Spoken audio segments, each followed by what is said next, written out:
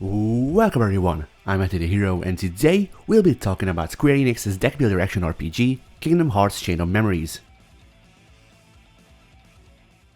The game was developed and published by Square Enix for the Game Boy Advance in 2004, then was later remastered for the PlayStation 2 in 2007 as Re:Chain of Memories. Now, this might lead you to question, well, Eddie, if there's a 3D version of the game that looks more akin to the rest of the series, then why are we focusing on the original GBA version? The answer to this is simple. I think Re:Chain is abysmal in its execution, and I cannot suffer a full playthrough, as it is just the mechanics of the Game Boy game haphazardly retrofitted onto Kingdom Hearts 1's skeleton. But fret not, dear viewer, for I'll be sure to use the Re:Chain cutscenes at least, so you shan't have to put up with this. What you said back there got me thinking. It's easier to face the scary stuff when you got a promise to keep. So it's like Courage, the Cowardly Dog. That's a great idea, so what should we promise? That's easy. No matter what happens, we'll fucking kill Xehanort. The story picks up where Kingdom Hearts 1 had left off. Sora, Donald, and Goofy set off after Pluto after seeing him pass by on a random hill. This leads them to a mysterious building revealed to be the Castle Oblivion, a structure in which the longer one stays, the more one forgets. Out on the scent of Pluto and figuring Riku and King Mickey may be housed therein, Trio and Jiminy begin ascending the seemingly infinite flights of stairs, but before that, they are accosted by hooded figures, whom, as we find out, are in a conspiracy to use Sora for an insurrection. It also gives pause that the farther we get, the more Sora forgets Kairi, and the more he remembers Naminé. While ascending the castle, Sora is faced with people from his past, but alas, they turn out to be little more than phantoms haunting him that are conjured up by the castle itself. These apparitions, however, do possess consciences, and thus, once they realize the manner of their being, they aid Sora on his journey, all the while reminding him of the effects of Castle Oblivion. Along the way, Sora also bumps into not just forgotten member of the Destiny Islands crew Naminé, who is being held captive and exploited by this shadowy organization, but also Riku, at least seemingly, giving credence to the assumption our main trio has made before the game. Before long, however, we find out that this all has been a ruse orchestrated by the organization. The surprisingly titled Organization 13 ordered certain members, Marluxia, Larxene, and Zexion, in an effort to stage a coup and take control of the organization themselves. They planned on achieving this by taking advantage of Sora's simple-mindedness by utilizing a Riku replica, or Repliku if you may, as well as Naminé's ability to manipulate and in the end perhaps even sever Sora's chain of memories. Yet that is but one half of the story, as Riku is in the castle, only the real Riku's path never crossed with Sora's. Much the same as him, Riku must face phantoms of his past, but his character arc in Kingdom Hearts 1 lends itself to a more darker story, where Riku must battle his inner demons, be they in the form of Ansem Seeker of Darkness or that of his own. And truly, one must ask if there is a difference between these two, which is the crux of Riku's quest. The gameplay on the GBA is similar but not the same as what you'd expect from the numbered games.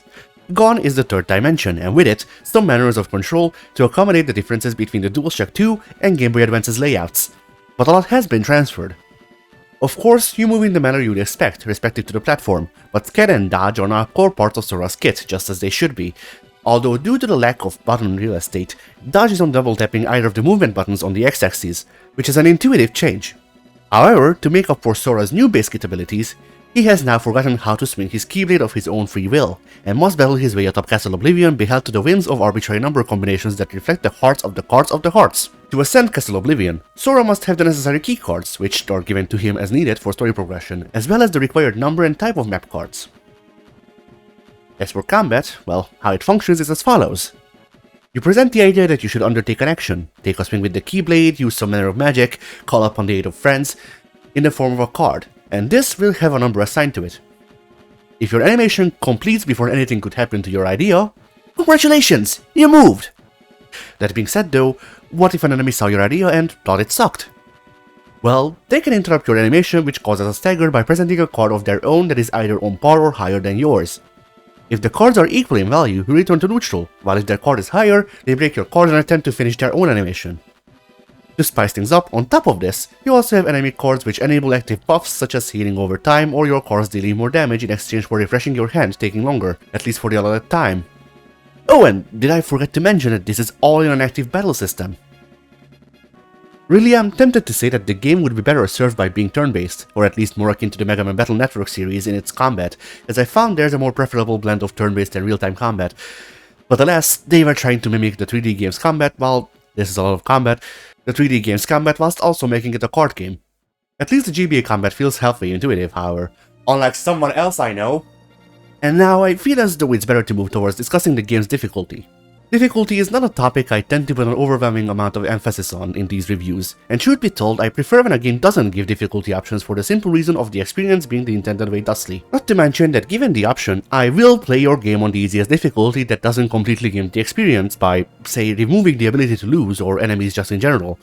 Just because for me, a game has to prove it is well designed enough to both remain engaging on the lower levels, as well as hopefully by pulling that off, hint towards the higher difficulties not simply being the same game with the enemies just being tankier.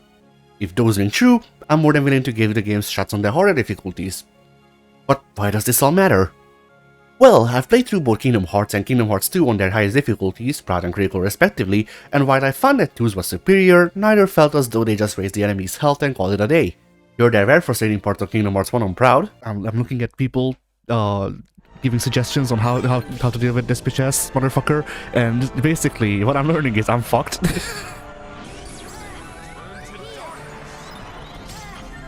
Absolute clown shoes bullshit.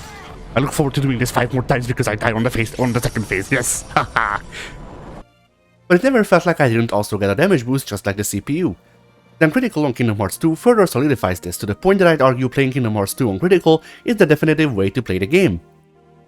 Both games, for the most part, provide an increased challenge that nonetheless feels more rewarding, as instead of using lesser tools to fell foes with higher stats, the games feel rebalanced to be more dangerous to both parties, which incentivizes smarter or at least different usage of the tools given to you. It is, to me, an example of difficulty settings being well done. Okay, but what does this all have to do with Chain of Memories? I figured it is worth the preamble to both point out that Chain of Memories on the GBA doesn't have a difficulty selection, and that Rechain did add this, but also to discuss how they are paced in light of this. Also, it was worth noting that Kingdom Hearts has had higher difficulties I've enjoyed to contrast with what I'm about to say. Chain of Memories is kind of all over the place when it comes to its difficulty. It is manageable, if not a straight-up cakewalk through most of the game's runtime, sans Captain Hook, who is always on the more difficult side. But then you get to the final 13th floor and the pacing of the difficulty skips 2 steps. The random encounters had actually turned to shit before this, back on Destiny Islands, where they began to have at least one too many waves and with mobs that are more so annoying to fight than difficult. But this floor gives way to some fairly annoyingly designed bosses, which only makes less sense when you compare them to the other bosses on the floor that are more in line with where the game was heading beforehand. Yet on top of this, whilst it is not so clearly a part of difficulty itself, we have to note the game's implementation of grinding. Chain of Memories on the Game Boy Advance is not a game that requires you to grind anything for roughly 85 to 90% of the runtime. In fact, it actively discourages grinding by only spawning a finite number of enemies in a given room. Then at the end, it does a 180, and while still instilling the same limitations on grinding, it asks you to bestow more and more specific cards alongside the key cards. Now of course, this solo could have just been down to better RNG on my end and not a purposefully designed bit of the game, but it still ensured that my playthrough lasted under 6 months it otherwise wouldn't have while searching for specific colors of specific numbers that just would not wish to come into being. But in that case, the RNG is an intrinsic part of the game's design, and I can wholly relate to you the events that did not happen to me. And yet, this is still preferable to Rechain, where the retroactive grafting of Chain of Memories mechanics on top of Kingdom Hearts 1's skeleton, alongside some of the balance changes I'm sure, make for an experience where the first hour of the game conjures the same feelings as the last couple in the game around in this, grind and all. To move on to the presentation, the graphics are very pretty in the OG Game Boy Advance game, and while I have an innate allergic reaction to isometric cameras, I think the way they handled the game's camera is satisfactory. You only have to suffer the isometric view while on the overworld, and as soon as you get into combat, the game switches to a regular 2D side view that is handled not too dissimilarly to beat-em-ups. I also think the handful of CGI cutscenes in the game, while perhaps not earth-shatteringly great to look at or perhaps innovative, seeing as how the Game Boy Advance had various television series bit crushed to hell to fit on a cartridge, they are quite a surprise when you do come across them. The music is, well, Kingdom Hearts music, but it's a MIDI, as a lower bitrate, as you'd imagine. And the game even features some voice lines for the characters that could stand to sound a lot worse considering just how much is crammed in this cartridge.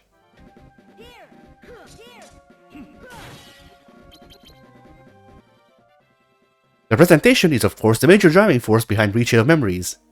Fully 3D boxes for the floors, albeit with a lot less variety than on Game Boy, at least in my experience, fully 3D animated cutscenes with voice acting, featuring some minor rewrites to a second pass at translating the original script, and a Sora whose balls dropped in a couple of microseconds between the end of Kingdom Hearts 1 and the start of Chain of Memories, at least if the cutscenes are to be believed.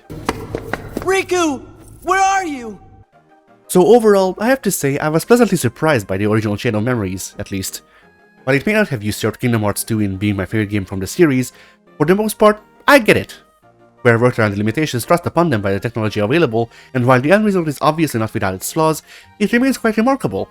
Sadly, I cannot say the same about Rechain, as it is far too removed from the mechanics of the regular numbered titles to be counted amongst them, but unlike its Game Boy counterpart, it is also far too close to them for the differences to feel natural and intuitive. If I had to recommend playing one over the other, I would definitely suggest tracking down a copy of the GBA game before attempting Rechain, but if both are available, I'd also recommend giving Rechain a look just in case you might have a better palette for its pacing and implementation of the card game mechanics. And now, if you'll excuse me... Goodbye.